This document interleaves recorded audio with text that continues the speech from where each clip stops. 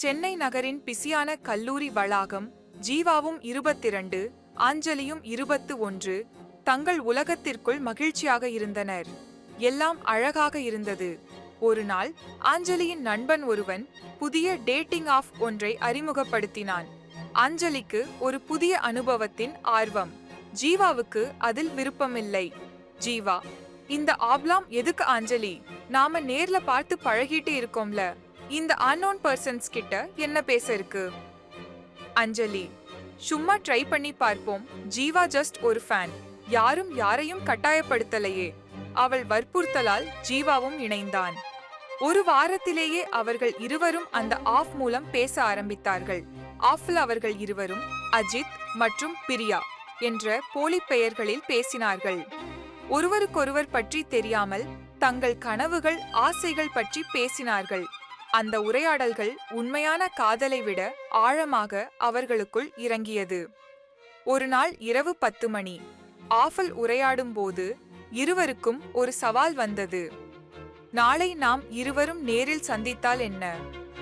ஜீவா தனது பார்ட்னர் பிரியாவை தன் காதலி அஞ்சலியுடன் ஒப்பிட்டு பேச, அஞ்சலியின் போலி பெயர் பிரியா என்று அவனுக்கு தெரியாது. அஞ்சலி ஜீவாவின் உண்மையான பெயர்தான் அஜித் என்று நினைக்கிறாள்.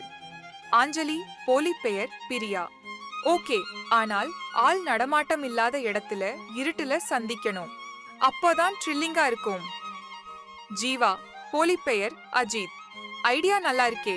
அடுத்த நாள் இரவு 11 மணிக்கு அந்த ரகசிய இடத்தை நோக்கி புறப்பட்டனர்.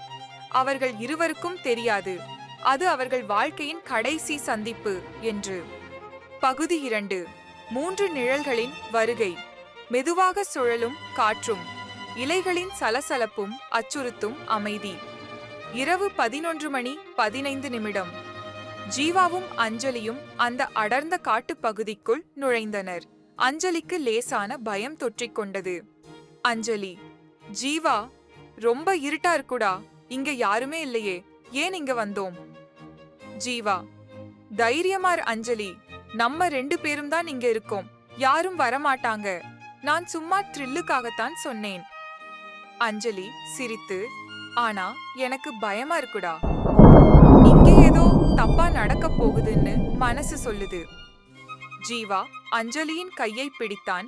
எப்பவும் உன் கூட நான் இருக்கேன் அஞ்சலி. திடீரென தூரத்திலிருந்து வித்தியாசமான சிரிப்பு சத்தம் கேட்டது. ஜீவா பதற்றமானான். ஜீவா, யாரு அது? இங்க வேற யாரோ இருக்காங்களா? அஞ்சலி, வீடியோலாம் எடுத்துட்டு இருப்பாங்க போல, வாங்க கிளம்பி போலாம். அஞ்சலி பேசுவதற்குள் அடர்ந்த மரங்களின் நிழலிலிருந்து 3 உருவங்கள் வெளிவந்தன. சந்திரன் தலைவன், அவசரமா? என்ன பொண்ணே, இருட்டுல தனியா சந்திச்சுக்க வந்தா? விளையாடாமல அனுப்புவோம். அஞ்சலி பயத்தில் அலறினாள். அலறல் ஒன்று, தொண்டையை அடைக்கும் பயங்கர சத்தம். ஜீவா தன் காதலியை காக்க சந்திரனை நோக்கி முன்னேறினான். ஜீவா, யாருடா நீங்க? மரியாதையா போயிடுங்க. சந்திரன், போறதுக்கு முன்னாடி நீங்க 2 பேரும் எங்களுக்கு சில விஷயங்களை கொடுத்தாகணும். இந்த இருட்டுல உங்களுக்கு நாங்க தான் கடவுள். எங்க வார்த்தை தான் சட்டம். பாலா கையில் இருந்த கனமான கட்டையால் ஜீவாவின் தலையை ஓங்கி அடித்தான். ஜீவா சுருண்டு விழுந்தான். பகுதி 3. கொடூரமான வர்த்தகம். ட்விஸ்ட்.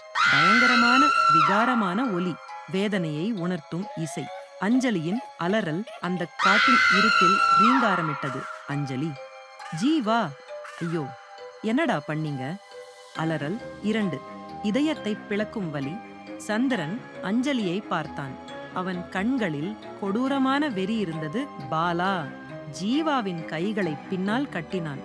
சந்திரன், ஆழாதே என் செல்லம், இதுதான் எங்க விளையாட்டு.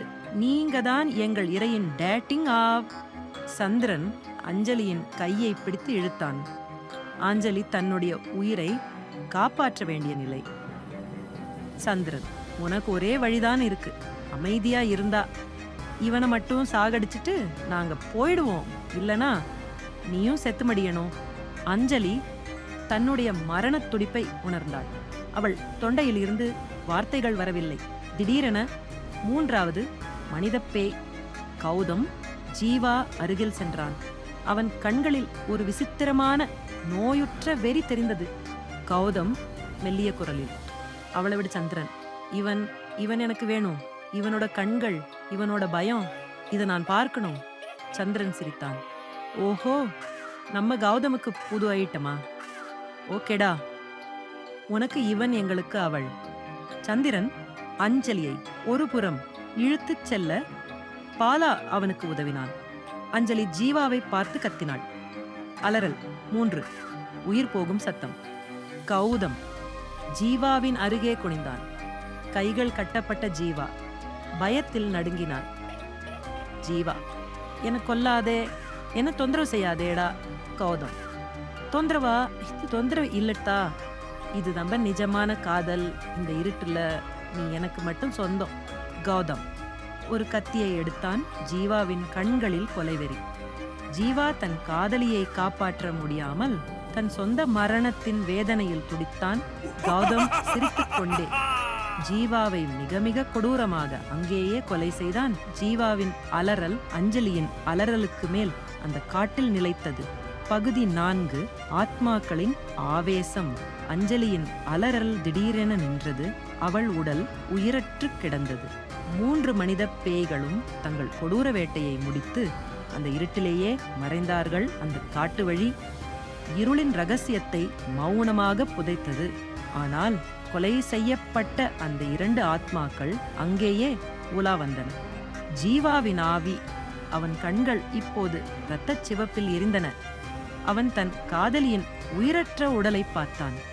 அவன் மனத்தில் ஒரு சபதம், யாரெல்லாம் என்ன தொட்டாங்களோ அவங்களை அதே மாதிரி சாகடிச்சு பார்க்கணும்.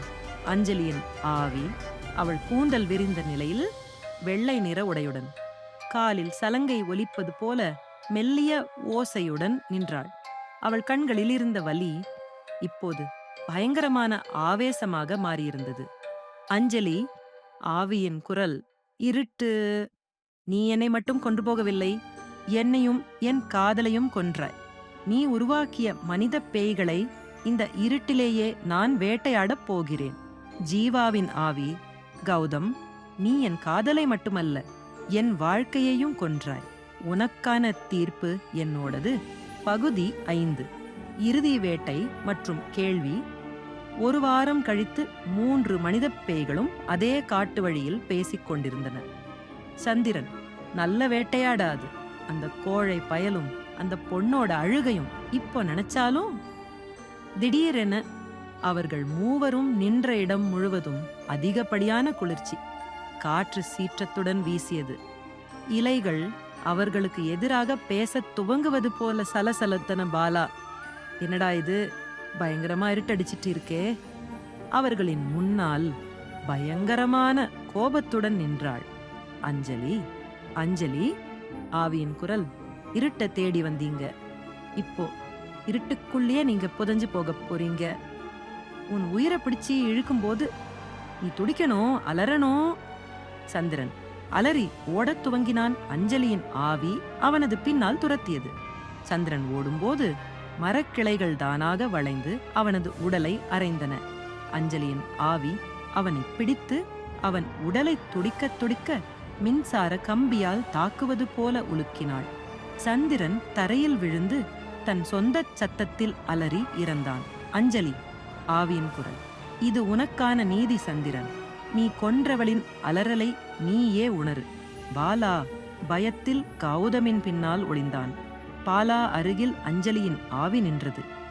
பாலா அலறினான். அஞ்சலி அவனை பிடித்து அவன் உடலை அதே கட்டையால் அடிக்கத் துவங்கியது. பாலா தான் அஞ்சலியை அடித்த அதே வலியால் தன் இறுதி மூச்சிற்காக போராடினான். இப்போது மிஞ்சியது கௌதம் மட்டுமே. அவன் பயத்தில் நின்றான். ஜீவாவின் ஆவி கௌதமின் பின்னால் தோன்றியது. கௌதமுக்கு முதுகுக்கு பின்னால் ஒரு பயங்கரமான குளிர்ச்சியை உணர்ந்தான் கௌதம். வேணாம், என்னை கொல்லாதே. ஜீவா, ஆவியின் குரல், என்னோட கத்தியால என்னை சாகடிச்சியே கௌதம். உன் பயம், உன் வேதனை, அது எனக்கு வேணும். இப்போ உன் நேரம்டா. ஜீவாவின் ஆவி கௌதமை ஆக்ரோஷமாக பிடித்து அவன் உடலை நிலத்தில் அழுத்தத் துவங்கியது. கௌதம் மூச்சு திணறினான். அவன் கண்களுக்குள் ஜீவாவின் கொலையில் தான் பார்த்த அதே கொடூரமான நிழல் தெரிந்தது. நொடிக்கு நொடி கௌதமின் அலறல் சத்தம். கௌதமின் உடல் மெதுவாக அவன் செய்த பாவத்திற்கேற்றபடி சிதைந்து போயிற்று. 3 மனித பேய்களும் அதே இருட்டு வழியில் கொல்லப்பட்டனர். நீதி நிலைநாட்டப்பட்டது. அஞ்சலியும் ஜீவாவும் காதலை மட்டுமல்ல, நீதியையும் நிலைநாட்டி அந்த இருட்டுடன் ஐக்கியமானார்கள். முடிவு பகுதி. Final message. ஆவியின் காதல் அவர்களுக்கு நீதியை பெற்றுத் தந்தது.